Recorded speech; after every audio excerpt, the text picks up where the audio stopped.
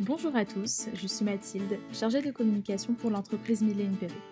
Vous écoutez Semer à tout vent, le podcast qui aborde les réussites mais aussi les difficultés rencontrées par les personnes touchées par la maladie. Et aujourd'hui, nous avons le plaisir d'accueillir Antoine Fontagneux dans ce premier épisode de podcast. Donc, je suis ravie de pouvoir te recevoir aujourd'hui dans ce podcast. On va parler ensemble du coup d'un sujet qui est important. Puisqu'on va aborder en fait les sujets qui tournent autour de la maladie, notamment la maladie par laquelle tu as été touchée et par laquelle chaque année environ 2000 personnes, 2000 hommes le sont également. Donc le cancer des testicules.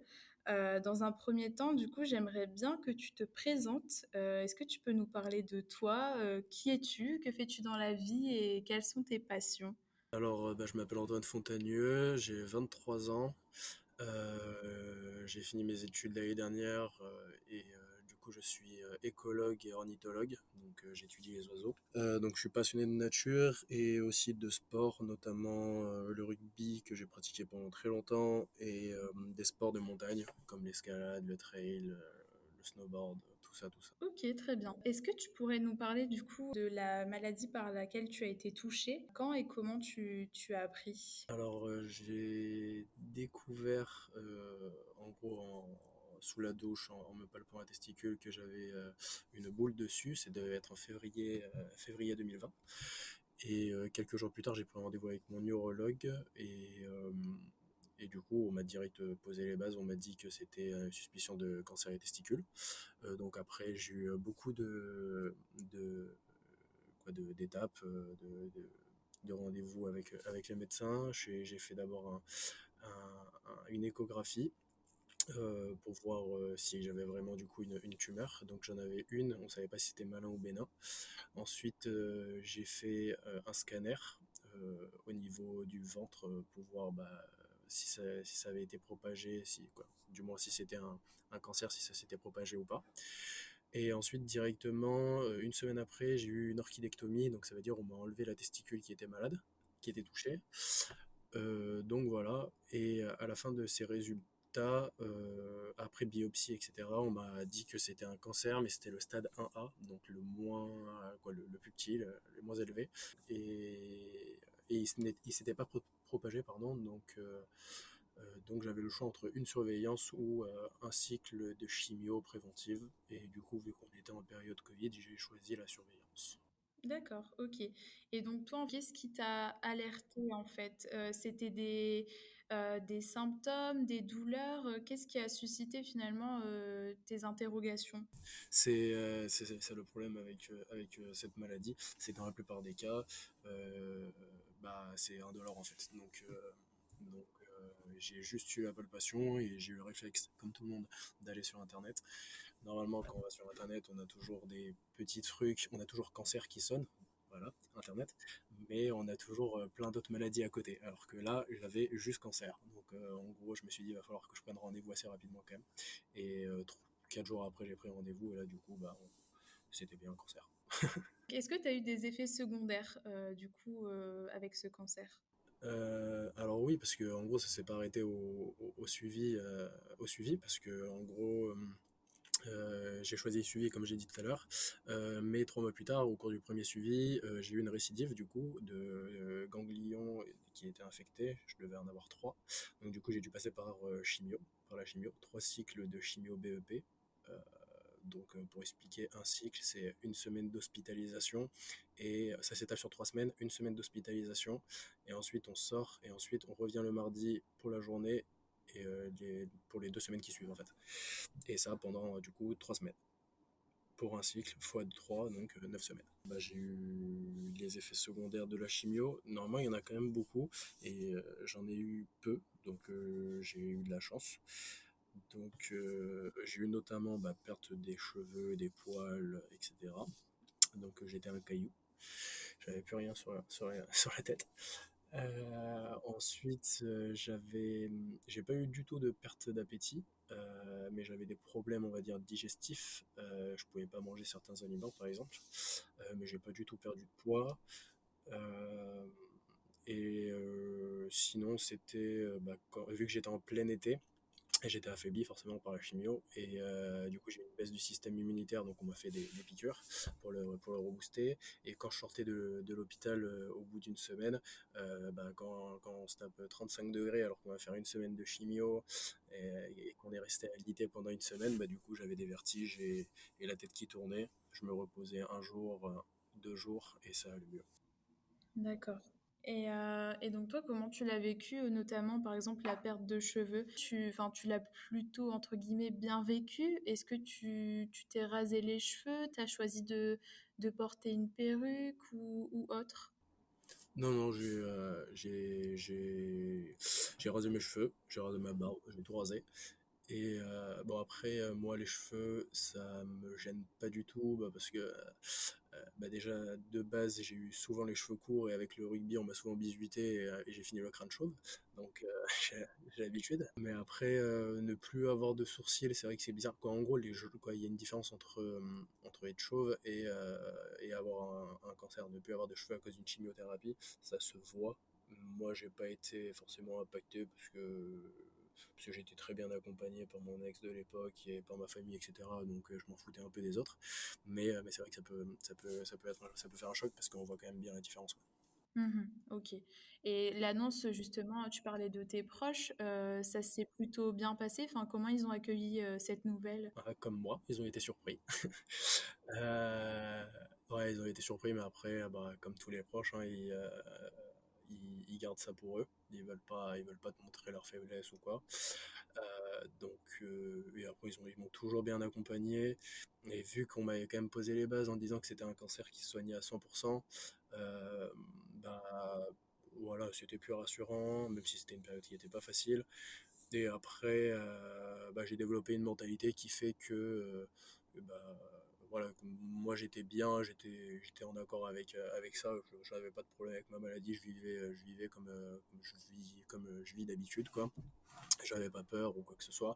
Après, pour les proches, c'est un peu différent. C'est vrai qu'il y en a à certains moments qui étaient un peu stressés en me voyant, en m'entendant parler, mais sinon, non, ça s'est assez bien géré quand même.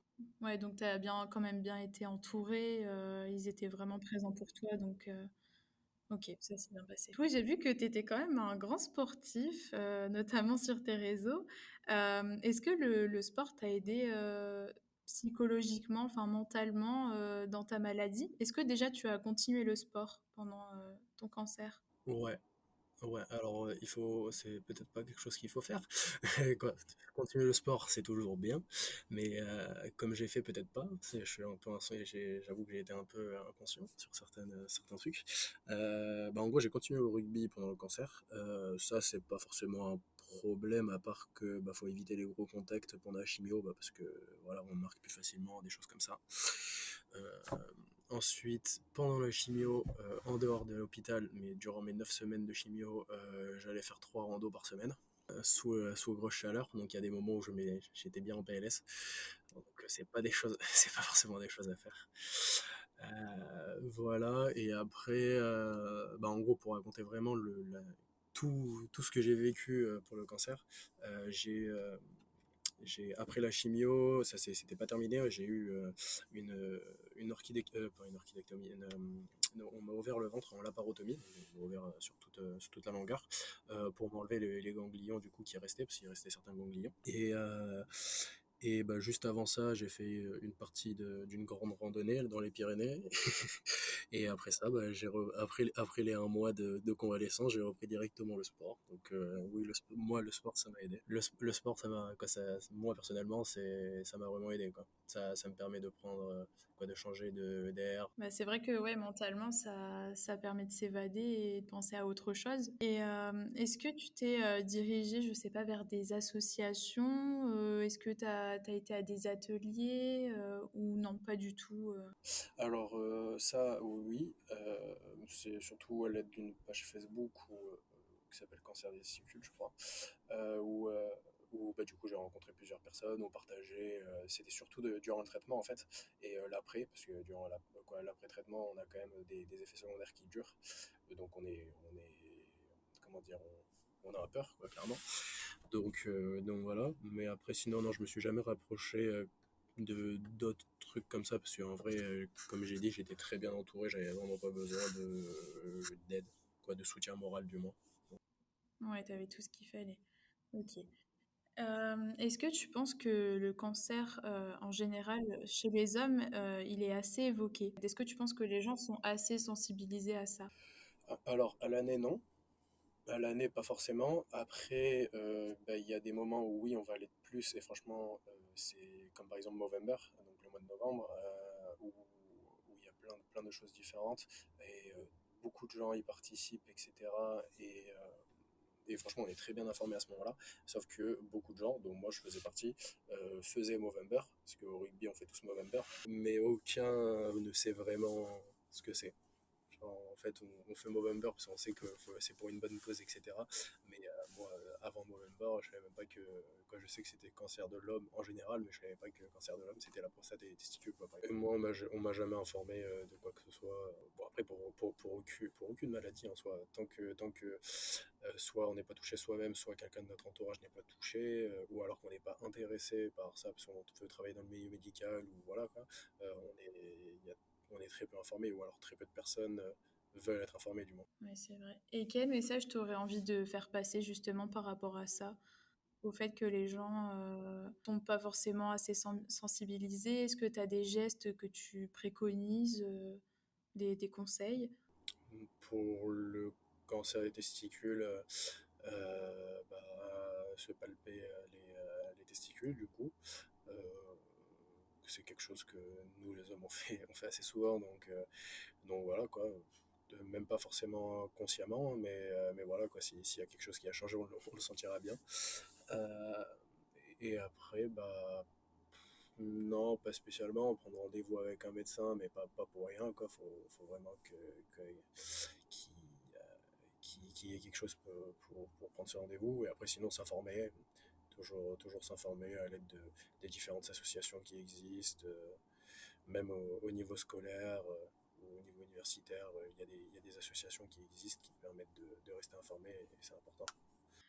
Et donc, moi, je voulais savoir par rapport à cette légende, est-ce que tu t'identifies un peu à celle-ci ou pas du tout?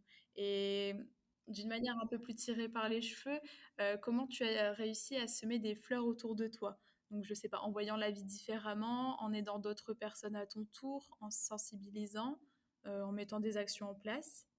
Euh, Alors, s'identifier à ça, oui, dans tous les cas, bah, quand on a une maladie, on peut s'identifier à ça durant une période. Après, moi, maintenant, je me considère plus du tout malade, et par exemple, comme tu dis, un pot cassé, quoi, tu vois. Comme tu as dit, il y a un pot qui n'est pas cassé, donc on va dire un pot sain et un pot cassé, mais le pot cassé, il peut être réparé. Donc,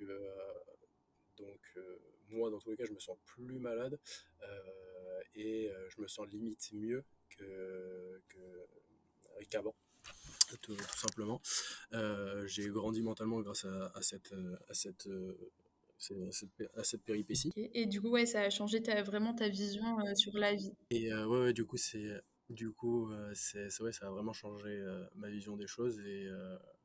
Et après, bah, ce que j'ai pu faire, du coup, quand j'étais cassé, on va dire, ou du moins au moment où je me réparais, et je continue toujours de le faire, bah, j'essaye de participer à la sensibilisation, mais à ma propre échelle, du coup, à chaque moment que je peux le faire.